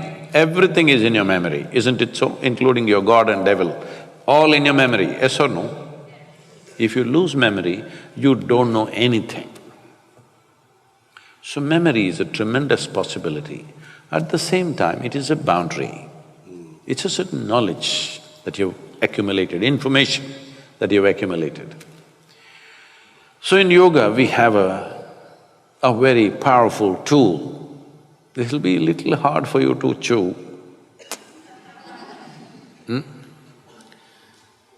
See, your knowledge, you are well educated, let us say you studied all the libraries on the planet, still, your knowledge is a minuscule compared to this cosmos, isn't it so? If you identify with that minuscule of knowledge, you will become a minuscule, because what you identify with, you become that in some way, isn't it? Whatever you identify with strongly, you become that. If you identify with your minuscule knowledge, you become a minuscule existence. But our ignorance is boundless. If you identify with your ignorance, you will become boundless because there are no borders for your ignorance. Your knowledge has a boundary. Your ignorance has no boundary, isn't it? But it takes a certain amount of dispassion and involvement in the life that you are to come to this space where you identify with your ignorance. If you identify with your ignorance, your intelligence cannot sleep, it'll be always on. See, right now if I ask any one of you to walk from here to there, you will effortlessly walk because you can see. Suppose we turn off the lights and it's pitch dark. Now if I ask you to walk, now you're super alert, isn't it? Hello? You're super alert. Matt was telling me, when he's batting, it's like meditation because it's not a ball, it's a missile. It's on the television, it's a ball. On the pitch, it's a missile, somebody's trying to knock your head off. Yes, it's a hard ball, it's coming anywhere between 125 to 150, 60 kilometers per hour, and it doesn't come straight, it pitches and takes its own shape, whichever way it wants, or whichever way the other monster intends. It's a hard game. People are watching on the television and thinking cricket is some nice game. It's a very hard game and it's a missile. You just have a split second. If you're not super alert, you're gone. Either you go to the pavilion or go to the hospital. These days, there is a helmet, you don't go to the morgue. One time they went to the morgue, now they go to the hospital with a broken bone or something. So, this is the same. The moment you do not know what's going to happen right now, you're super alert, isn't it? Hello? It's pitch dark, you don't know where your foot is going. Super alert or no? This is what ignorance means. This is the power or this is the intelligence of ignorance, that if you identify with your ignorance, your intelligence cannot sleep. Even if your body sleeps, it cannot sleep, it's always on. But if you identify with your knowledge, it sleeps because knowledge is a kind of conclusion you have drawn. Once you draw a conclusion, you will sleep. Sleep is a shorter version of death, isn't it, in a way? Hello? You're dead to the world. Well, you come back tomorrow morning, but at that point you don't exist, the world doesn't exist when you're fast asleep. So, in a way you're dying. How long you die in a day is up to you. If you're dying 8 hours a day, that means 1/3 of your life you've been dead. So, if your intelligence becomes super alert, you will see first thing that'll happen to you is your sleep quota will come down dramatically. Because you become more and more conscious because you're identified with your ignorance. If you understand, I do not know, if you really… it sinks into you that I do not know, now this is a tremendous possibility. Only if you see I do not know, the longing to know, the seeking to know, and the possibility of knowing becomes a reality, isn't it? Everything I do not know, I just believe. It doesn't matter who said it, Patanjali said it, anybody said it. You don't know. Hello? Isn't it? You don't know. When you do not know, if you really allow this to sink into you, actually you do not know a damn thing about anything in this universe. That's a fact, isn't it? For practical purposes we know, but existentially we don't know a damn thing. Now, you are naturally identified with your ignorance means, naturally you're a seeker, you can't help. Always your intelligence is probing everything that it sees because you know that you do not know.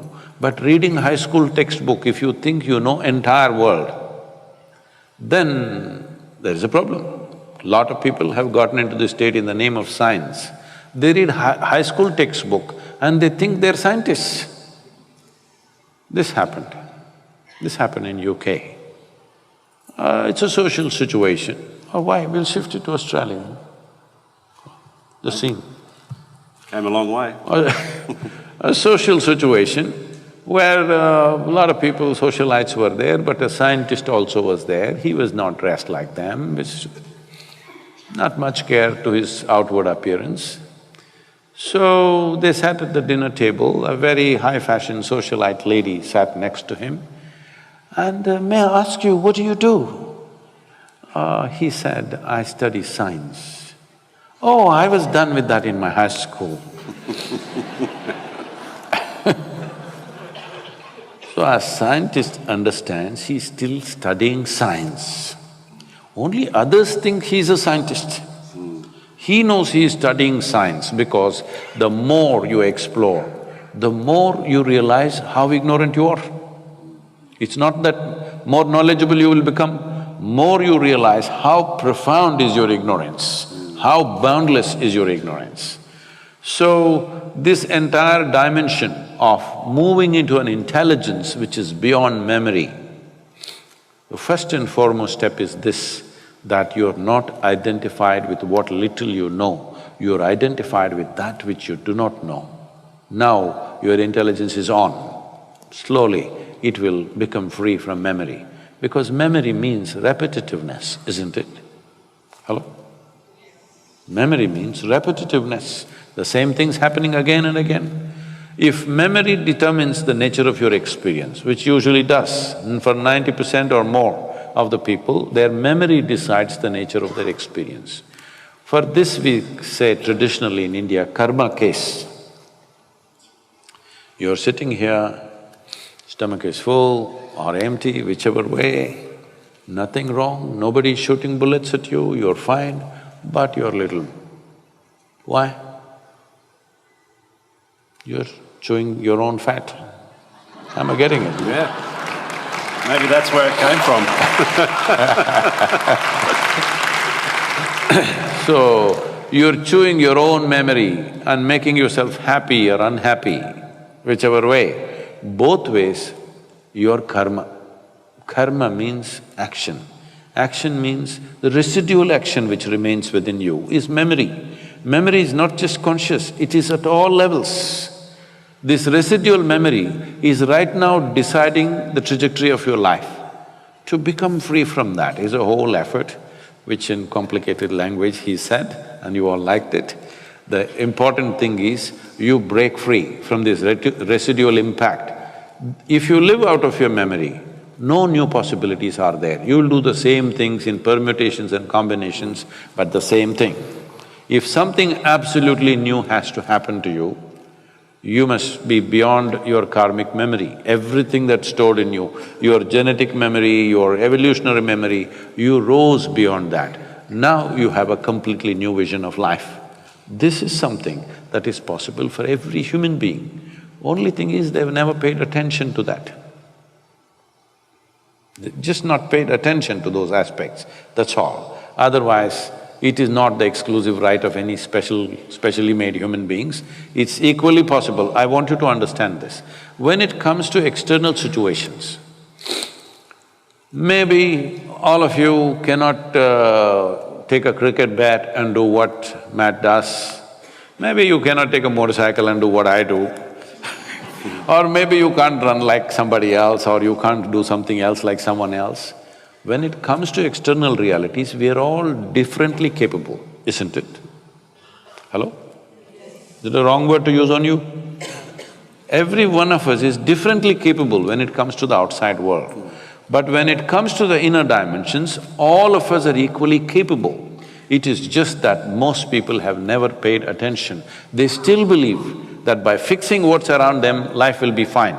But I want you to understand this much. Compared to how people lived in this world a few generations ago, let's say 1,000 years ago, or even 100 years ago, today, in terms of comfort and convenience, are you not way ahead? Nobody even dreamt these things were possible, yes or no? But still we're complaining. So much arrangement, so much arrangement that we're ripping the planet apart. But still, can you claim, are you more joyful or more blissful than how people were 100 years ago? Can you? You're more comfortable for sure. You know conveniences that nobody knew. What even royalty could not afford. All of you are having… most of you are driving chariots with 400, 600 horses. Huh? Yes or no? But life has not changed, you must understand, it doesn't matter how much arrangements you make. And also you must remember, in the end there is no container service, this is just for your information. There's no container service because most homes have turned into warehouses. Just reminding you.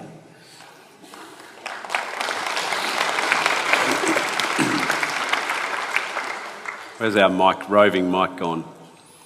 Right here. Well, I hope I don't sound silly asking this question. How do you think positively in circumstances or, external factors that are very negative? If I term it like that. I'll give you a specific No, don't. I situation. understand those situations. This is relevant to my question. I'm giving you a specific, situation here. For example, you find out that your mother or a close relative have been diagnosed with a, serious life-threatening disease. How do you cope? How do you think positive? How do you stay stable there? Thank you. I know when somebody dear to us, their life is threatened or something comes to them, injury, accident, disease, well, it will cause distress to yourself. But I want you to understand this.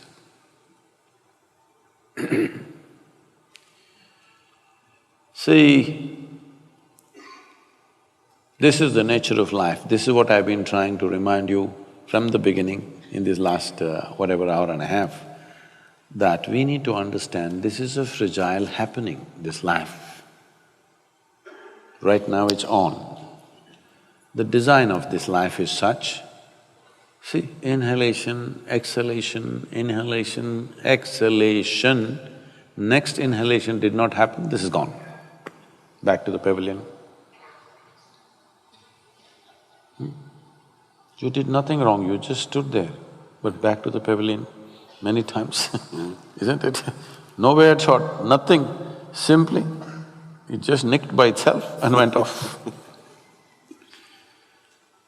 So this is the case, this is the nature of our existence.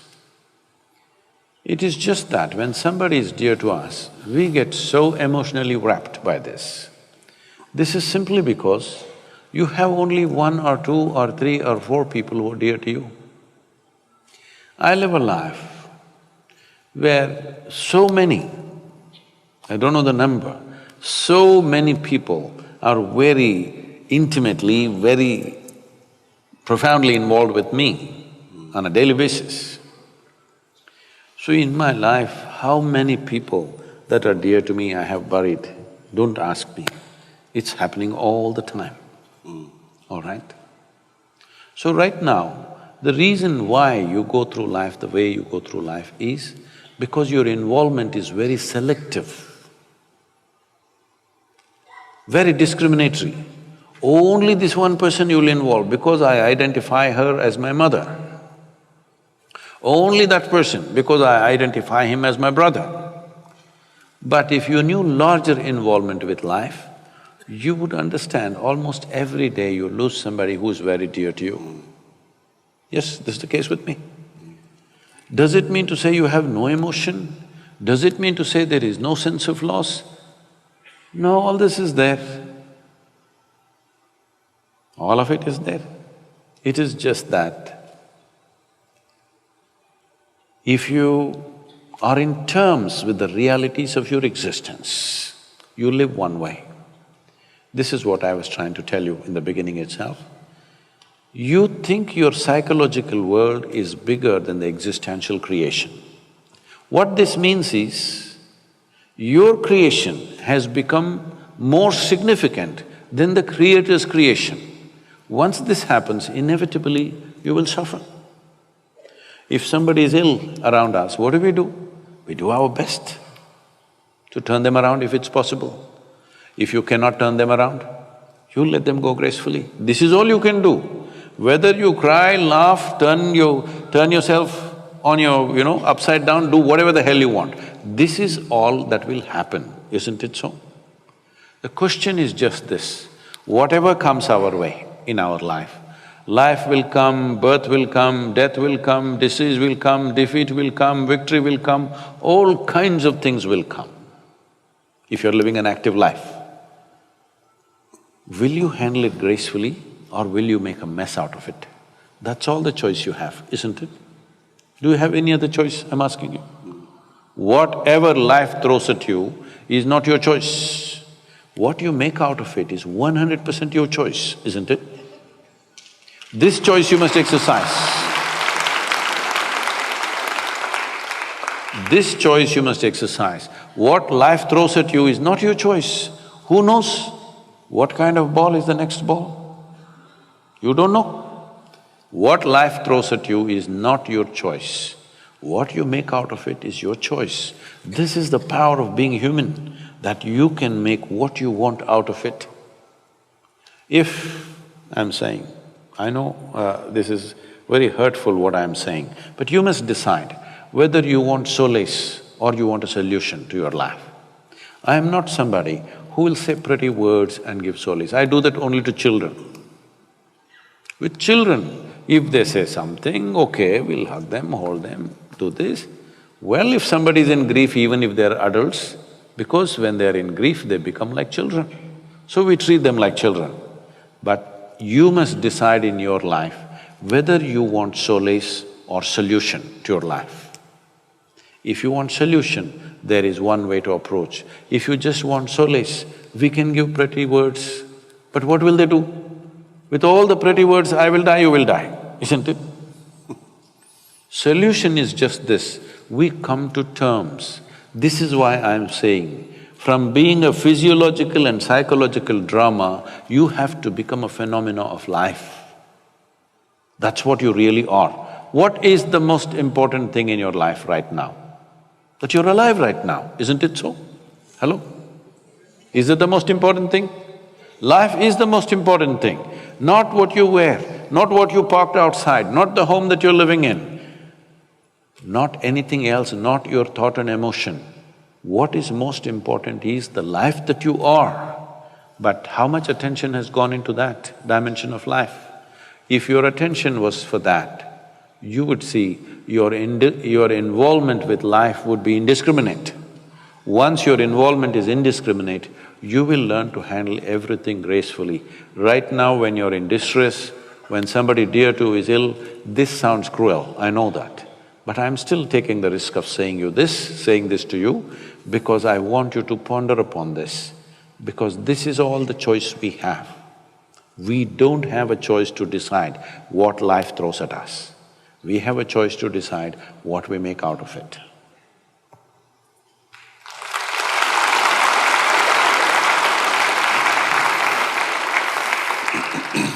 Isn't it? I think we've got time for another question.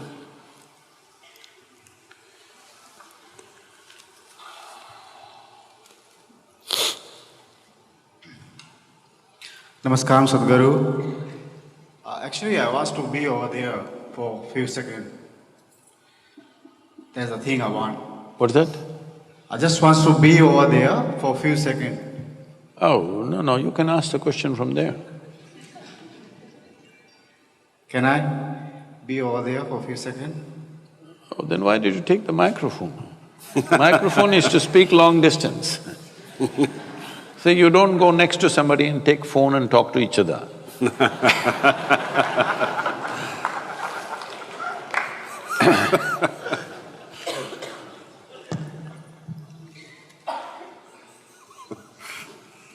Please, somebody who has a question. This lady. Hi Sadhguru, welcome to Australia. And I have a question. Sometimes we get in a situation when we're surrounded by people who have a very high expectation in terms of us. And when we cannot fulfill the expectation, you start to feel a very terrible feeling of guilt. And it's okay when it's your mother-in-law, you can kind of cope with that, but sometimes it's your parents, for example. I have no problem, I have nothing against her, I just joking. Yeah. And sometimes it's the people who's very close to you, like your parents, and you cannot really fulfill the expectation because you would like to do in your life what you want to do, and obviously it's not what they want. And how to cope with that feeling of guilt, and also what do you think, what kind of relationship should be between the parents and the children? Thank you.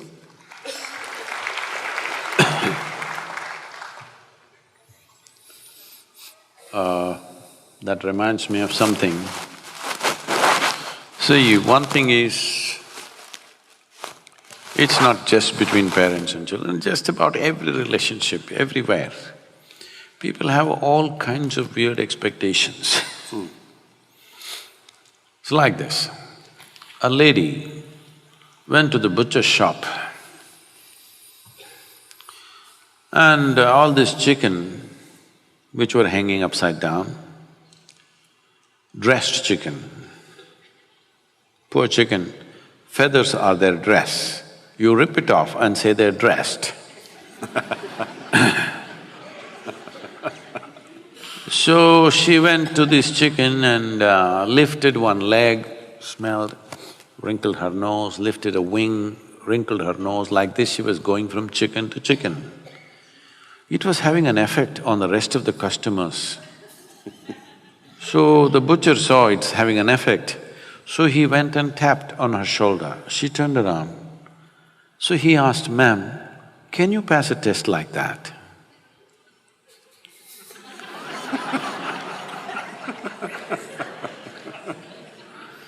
So a whole lot of people are always busy putting everybody to tests that they themselves cannot pass. Especially parents. Parents think all the things that they could not do, they must achieve through their children. So they should have bred racehorses. I want you to understand this. Children are not your property. It's a privilege, another life came through you. You must enjoy it. Do your best to nourish it. What it becomes is not your business. Your business is to support it, create a wonderful atmosphere around it, create an ambience where it grows well. I'm using the word "it" consciously. Like a tree, like a plant, you just create the nourishment that it needs, it grows. Well, is it going to bear apples, pears, mangoes, or just flowers, or just nothing? We don't know. Only thing is, your wish is, they must grow to their full potential. They are not an extension of your ambitions. They're not, and they need not be. So, this is because people think they own their children. No, they're not your property. I think these days they're telling you, older generation hesitated to say this. This generation, by the time they're 10, they're telling you, "You got no business to tell me what to do." So does it mean to say you don't say anything to them? No, it's your business to see, because if you don't guide them, somebody else will on the street. Or somebody will do it long distance on the internet, all kinds of creatures are out there.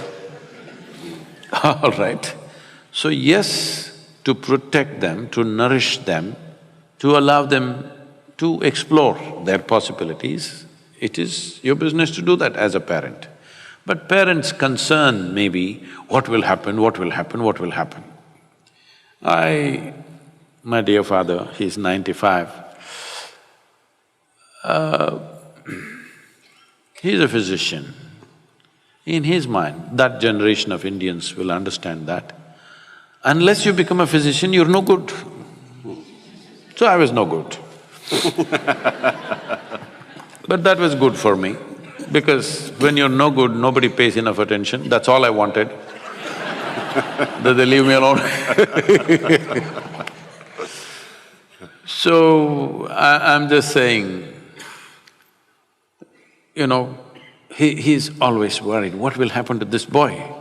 His concern is this boy has no fear in his heart, what will happen? So one day when I was 11 years of age, he said this, I came home with a 12-foot cobra. He was my friend.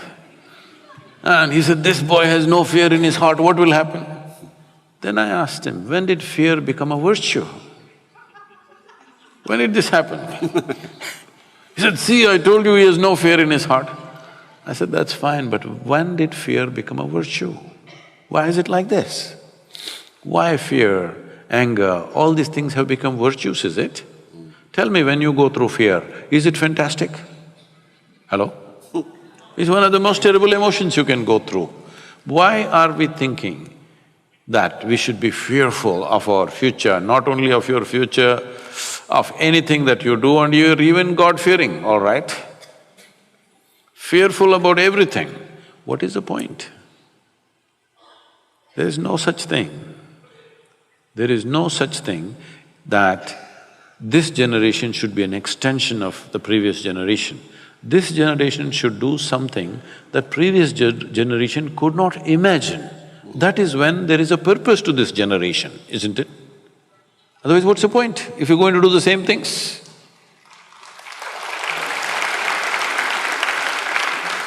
Well, if you want to do something that you really want to do, if you think you're going to do it with everybody's approval, I'm sorry, life doesn't happen that way. It is just that whatever the hell you want to do, just do it well. Once there is success, your parents and your uncles and your aunts, everybody says, wonderful. All right. They want success, they're only afraid. They have every right to be concerned about you. They have every right, because they brought you up. They're concerned whether you will do well or not. They have every right to be concerned, but that concern should not become control.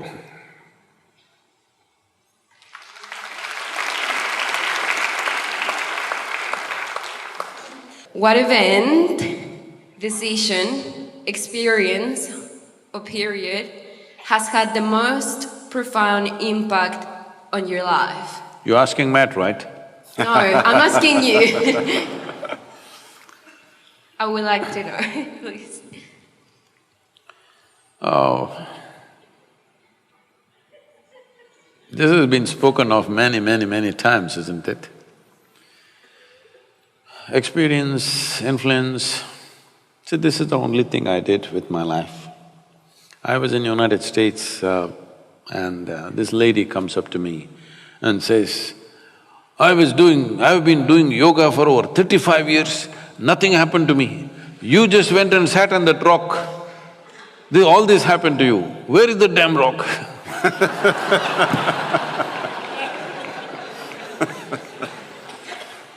And now the rock is becoming famous. Like, for Gautama the Buddha, the Bodhi tree became more famous than the Buddha. I must tell you this experience. I was in Coimbatore many years ago, about almost 25–30 years ago, and I go to somebody's house for lunch, and this lady says, Sadhguru, I have a Bodhi tree in my backyard. I sit and meditate under that. Can you come and bless my tree? I say, please water the tree, I will bless you. She said, no, you must come and bless the tree. I thought, let me go into the backyard. I'm always an outdoor man. So I walked out. Then I looked around, I did not see any Bodhi tree. There were 3 coconut trees, but I did not see any Bodhi tree. Then I asked her, where is the Bodhi tree?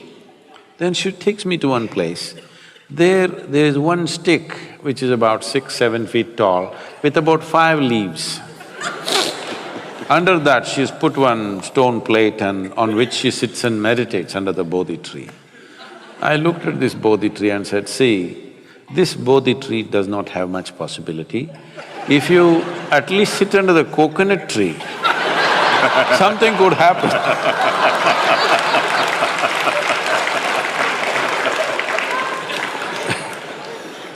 Under coconut tree, things happen. Because when you're in this state, what you need is a knock on your head.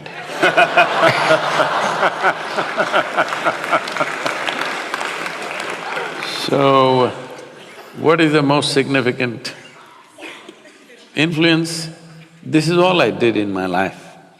From early childhood, I did not allow either family, my genetics, my social situations, the religious situation around me, political situations around me, whatever around me, I did not allow myself to be influenced by any of those things.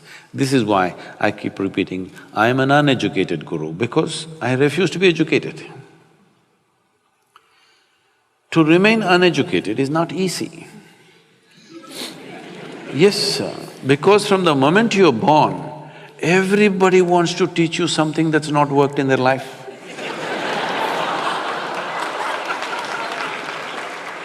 It's a compulsive need in adults the moment they see. You know, like, when my daughter was 3.5 months old, I would drive alone with her all across India, with my one hand on her, my right leg heavy. This is the time when I'm building Isha Foundation, I'm driving across the country. Every day I'm with a new family. Then I noticed everybody is desperate to teach something to her. I said, please, nobody teaches her anything. No ABC, no 1, 2, 3, no Mary had a little lamb. I don't want any of these things. Then people said, Sadhguru, you're not letting anybody teach anything. What will happen to this girl? This girl won't know even how to count her fingers. I said, I don't care if she cannot count her fingers. As long as she knows how to use her fingers, what do I care? She thinks this is a million, what's my problem? As long as she knows how to use her fingers. So, and I don't care whether Mary had a lamb or not. So, I said, nobody teach her anything. Because nobody is teaching her anything. See, it is by constantly looking down on the child, you know what is this, you know what is that, the child feels smaller and smaller and smaller. Because nobody spoke to her in those terms. She thought everybody is her friends. She's 2.5, 3 years, she thinks all the adults are her friends, she talks to them like they're her friends. By the time she's 18 months, she's fluently speaking 3 languages, very fluently. Because nobody's teaching her anything, she's all ears listening to everything around her. Well, I wouldn't have sent her to school, but my schedules and my travels didn't allow that. So I sent her to a school where there's least amount of schooling. One day she came back from school, she was around 13 years of age and she was little upset about what happened in the school. Then she comes and tells me, you're teaching everybody so many things, you're not teaching me anything. I said, see, I'm not known to do anything unsolicited. Now that you have come, you sit down, we'll see. I said, see, this is all you need to know. You never look up to anybody. She looked at me like this, what about you, kind of look. I said, especially me, because if you look up to me, you will miss it completely. What will you do? Maybe take my picture and nail it on your wall. That's all you will do. You got to see me the way I am. If you see me the way I am, every moment of my life, it'll be of great significance to you. If you look up to me, you will exaggerate. Never look up to anybody, never look down on anybody. This is all. Is that all? That is all. See, if you look up to something, you will make up things in your mind. If you look down on somebody, you will make up nonsense in your head. If you don't do these 2 things, you will see everything just the way it is. If you see everything just the way it is, you will effortlessly navigate through life. This is all you have to do. Don't worry about what is significant. This is the most significant aspect of my life. I never looked up to anything, nor looked down on anything in my life. I looked at everything just the way it is. This is all you need to do. Thank you very much. Ladies and gentlemen, probably Matt is more loud in India than in Australia. It's wonderful to have you here, Matt. Fantastic. Thank you, sir. Thank you. It'd be very easy to listen to Sadhguruji all evening, but unfortunately we are out of time. So on behalf of us all, thank you for gracing you know, our shores, you're a very special human being. Tell me, what should I tell the Tamil boys? You can tell them from me that I'll be back in business with them very shortly. That's what you can tell them. Surfing, about the water, cooking. What about the water? About the water? Yeah, what they should do, the Tamil boys. Easy as this. And girls. Spend a little bit of their own money to invest into some trees, and we're all in business, aren't we? Thank you. And thank you. Good evening, everyone. Thank you. If you don't know this, don't tell anybody. I make the best masala dosa in the world. Well, you can be sure of this, I'll take you up on that. Good evening, ladies and gentlemen. Thank you. Thank you very much.